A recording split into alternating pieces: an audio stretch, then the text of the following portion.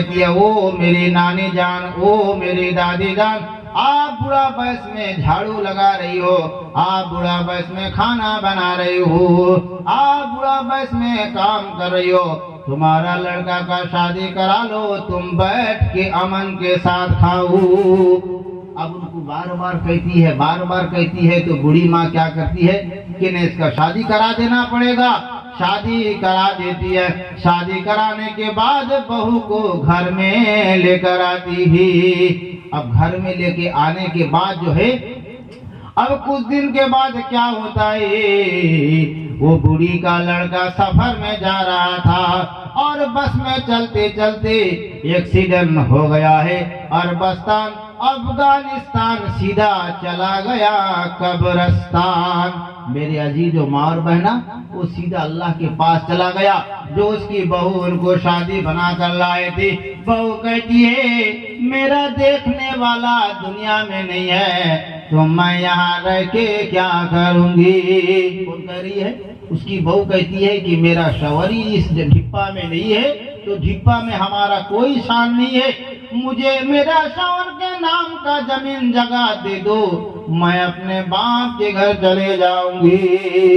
तो उसकी बूढ़ी सास कहती है, जुम्मा जुम्मा कलकत्ता जाके घट्टी को लोटा कहना सीख गई है, तेरा जुम्मा जुम्मा 8 दिन नहीं हुआ, संपत्ति का पीछे आई है, तेरा खानदान को धो के रख देंगे। उसकी बूढ़ी कहती है कि तेरा जुम्मा जुम्मा 8 दिन नहीं हुआ है और तू जो है संपत्ति का लेने चली। ये झगड़ा का ऊपर झगड़ा। बूढ़ी कह रही है, बहू कह रही है, अरे बेटा का तेरा नाम का जो है वो हमारा हक है, क्योंकि तेरा बेटा ने मुझे निकाह करके तेरा ढिप्पा में लाया है। अब वो भी जीत करके छोड़ने को तैयार नहीं और ये देने को तैयार नहीं। डेली सुबह शाम झगड़ा होता है। झगड़ा का ऊपर बस्ती का आदमी का कान पक गया कि ये डेली यार कोई आसपास का घर में आवाज नहीं, इन्हीं के घर से बार बार झगड़ा आवाज आता है। बोले ये काम करो, तुम्हारा कितना है, उनका कितना है, बूढ़ी का नाम का कितना संपत्ति, बहू का नाम का कितना संपत्ति है, तुम मुफ्ती साहब के पास से फतवा निकाल के ले आओ। तुम भी चुप हो जाओगे, इनका भी जबान में ताला लग जाएगा। अब जब ये बात कहती है तो बस्ती के लोग कहते हैं कि बहुत अच्छा बात है, हदीस कुरान में जो है हम मान लेंगे, बहू भी बोलती मान लेंगे, सास भी बोलती मान लेंगे। तो दोनों भी, बहू भी है, धो पोछ करके मुँह हाथ धो के अच्छा कपड़ा पहन के रेडी होकर जाती है मुफ्ती साहब के पास जाकर फतवा निकाल कर, हमारा जो हक है मैं लेकर अपना बाप के घर चले जाऊंगी। अब बूढ़ी भी कहती है कि हमारा जो भी हम सेपरेट करके एकदम कर लेंगे, क्या रिकॉर्ड, क्या करेंगे, नाम का रिकॉर्ड करने से और उसको कोई तोड़ सकेगा नहीं और कोई हमला नहीं कर पाएगा। जो मुफ्ती साहब के पास, मुफ्ती साहब के पास तो सिर्फ तो आपका दरकुली का आदमी नहीं है, वहाँ तो चारों तरफ का आदमी है। फतवा निकालने के लिए कोई एक गांव का आदमी थोड़ी है, हजारों जगह से, कोई जगह जमीन का, कोई कुछ का सब पहुंचे। ये लोग दोनों सास बहू वो जाके वहां पहुंचे। पहुंचने के बाद बोलते हैं, ओ मुफ्ती साहब जी, आपके साथ में कोई फतवा पूछने आई हूँ। बोले तुम लोग उस साइड में बैठो जरा, हम फारिग हो गए, हम बोलते हैं। तो मुफ्ती साहब फारिग होकर उनको बुलाए, बोले इधर को आओ। पर्दा का आड़ में बैठ गई।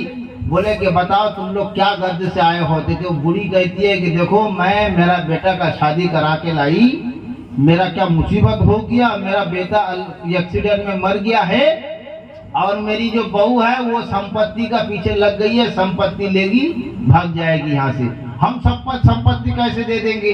अब ये छोड़ने को तैयार नहीं, वो देने को तैयार नहीं। वो मुफ्ती साहब का सामने भी एक झुक कजिया हो गया, मुफ्ती साहब का दरबार में बैठ के कसाकसी हो गया। तो मुफ्ती साहब बोले कि देखो तुम लोग का कुछ समझ में आ गया है, तुम लोग जब मेरे सामने झगड़ा करते तो घर में क्या छोड़ोगे, घर में भी कड़ाकड़ी झगड़ा होता है। अच्छा एक काम करो, तुम लोग को हदीस से फतवा चाहिए क्या कुरान से। तो बहुत साथ बोलते हैं हदीस से तो है फतवा, लेकिन कुरान में भी क्या फतवा ना। हाँ कुरान में भी फतवा है। तो एकदम तब्बत यदा का जो सूरा है, बिस्मिल्लाहिर्रहमानिर्रहीम, तब्बत यदा का सूरा हम लोग पढ़ते कि सूरा लहब। तो मुफ्ती साहब ने बोले बिस्मिल्लाहिर्रहमान बोले। देखो जिसका नाम में जो है आप लोग कर दो, रफा दफा कर दो, सारा दिन का झंझट हटाओ, कजिया खत्म हो जाएगा। तो मुफ्ती साहब बोले बिस्मिल्लाहिर्रहमानिर्रहीम, तब्बत यदा अबी लहब व तब मा अंगना। अंगना माने खल्ला, अंगना माने खल्ला, माँ अंगना। तो ऐसा जब बोले बाप रे बाप, पूरा कट्टा लिखा माँ अंगना, माने माँ का अंगना निकला और कुछ ही नहीं, खल्ला। तो उसकी बहू का कलेजा फूल गया। ये बुढ़ी की बेटी, बुढ़ी बहुत हमारा साथ में रात दिन लगाई थी झगड़ा, अब ले तेरा संपत्ति सब हमरा हड़प हो गया, हमरा तरफ तेरा सिर्फ अंगना निकला, तेरा सपाचट ले आओ, झगड़ा करती।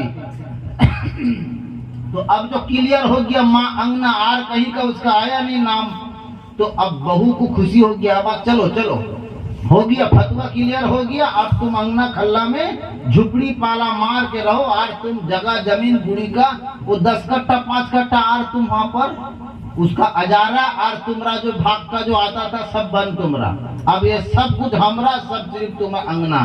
अब उसकी बहू उठ के चली गई। इसकी सास कहती है कि ब्याह करा के क्या मुसीबत कर लिए थे, सब संपत्ति हड़प हो गया। उसकी सास बड़ी परेशान है और कह रहे कि मैं अपना बेटा का शादी कराए थे, इतना एक लम्हा 8 दिन भी नहीं हुआ था, मेरा लड़का अल्लाह का प्यारा हो गया है, और मामला ऐसा हुआ है कि बहू के नाम में सारा संपत्ति आ गया है, और मैं बुढ़ी के नाम में सिर्फ माँ अंगना खल्ला रह गया है। अब वो उसकी बहू उठ के खल्ला, वो मतलब चली गई रास्ता की तरफ। अब ये बुढ़ी बैठी है टेंशन में। तो मुफ्ती साहब बोले कि देखो फतवा ऐसा के होगा नहीं, तुम जो किसी को भात खिलाओगे, सूखा भात खिलाने से गल्ला का नीचे उतरेगा नहीं, उसका साथ में तरकारी चटनी नमक अगर दोगे तो उसका साथ जागा। तो तुम्हारे नाम का फतवा निकलने होने से कुछ पैसा जलेबी मिठा जब लाओगे तो तुम्हारा नाम का भी फतवा निकलेगा, इसी के खाली खाली थोड़ी होगा ना। आज तो कैसा करना पड़ेगा ना, तुम फिर घर को जाओ, फिर घर में जाके तुम्हारी बहू का साथ इधर का झाड़ू हुआ नहीं, इधर जल रहा, उधर का ये ऐसा कजिया झगड़ा करोगे, और बस्ती का आदमी बोलेगा तुम लोग का फतवा क्लियर हो नहीं, फिर एक बार जाओ। ये बात बोल करके मेरे अजीजों इंशाल्लाह फिर दुआ होगा। तो क्या बोले कि जो फिर झगड़ा उगड़ा किए, और उसकी जो मुफ्ती साहब जो है उनको बोल दिए थे सास बुढ़ी को कि तुम्हारा नाम का फतवा अगर निकलेगा तो कुछ पैसा जलेबी मिठाई सब हमको अगर इधर रखोगे तो तुम्हारा नाम का फतवा निकलेगा। ऐसा भी मुफ्ती है, बुला लो मुफ्ती, जिधर का मिलता है उधर का हो जाते हैं। तो अब वो बहू जो है वहां गई थी, उसकी सास भी डंडा ठोक के वहां चली गई, गाड़ी में बैठ के घर को गई, फिर झगड़ा शुरू। तो अब जब झगड़ा शुरू हुआ, बस्ती के आदमी बोले कि तुम लोग तो गए थे मुफ्ती साहब के पास फतवा निकालने, फिर क्या हो गया, फिर झगड़ा काय के लिए होता है। तो बोले कि ये बूढ़ी हमको बोलती है कि ये हमारा वो हमारा है, इतना आसान बात है, हमरा अपना शौहर का मेहनत का कमाया हुआ संपत्ति हम छोड़ देंगे। अब झगड़ा बंद होता नहीं, तो बस्ती का आदमी बोले कि तुम फिर एक बार जाओ, कट्टा कट्टी जो है इसका फतवा निकाल के मोहर मार के लेके आओ, वो सब हम लोग बस्ती वाला मानेंगे नहीं। वहां जाके मुफ्ती साहब का मोहर लगा के लेके आओ। तो बहू कहती है ये बूढ़ी का गाड़ी भाड़ा हम देंगे। अरे मुफ्ती साहब तो कट्टा कुरान में पढ़ दिए माँ अंगना, वो एक बार पढ़ने से भी अंगना और 50 बार पढ़ने से भी अंगना रहेगा, वो तो पलटेगा नहीं। बूढ़ी का गाड़ी भाड़ा हम देंगे, अब चलो फतवा कैसा निकालना है चलो। आप मुफ्ती साहब को लेकर वहां गए तो बूढ़ी जो है वो भी साथ में गई और बोले कि अब तुमको फतवा कुरान से चाहिए ना हदीस से? ना नहीं, कुरान से। कुरान में जब फतवा है तो और हदीस में जाने का क्या जरूरत है, कुरान से फतवा। तो मुफ्ती साहब बोले बिस्मिल्लाहिर्रहमानिर्रहीम, तब्बत यदा अबी लहब व तब मा अगना अन्हु मालुहु माँ का सब। बाप रे बाप, क्या हुआ? अब वो बूढ़ी जो है जलेबी मिठाई बुंदिया जितना जो था बसा था गजा फजा सब पुटली चिकचिकी में करके उनका साइड हमारा आइटम आ गया है। तो मुफ्ती साहब बोले इसका तरफ का तो काटा घुराना पड़ेगा, ये सब आ गया पैसा वैसा क्या क्या सब है। तो मुफ्ती साहब बोले अंगना अनहु मालहु माँ वो माँ का सब, वो माँ का सब उनका सब। बाप रे बाप, उसकी जो बहुत ही उसका आपका पट्टी फट गया। बोले बाप माँ कुरान हमको मेरे पढ़ाई था नहीं, लेकिन ये इतनी कट्टा लिखा वो माँ का सब। बाप रे बाप, हम लोग पढ़ाई था नहीं, हम तो जाने थे नहीं।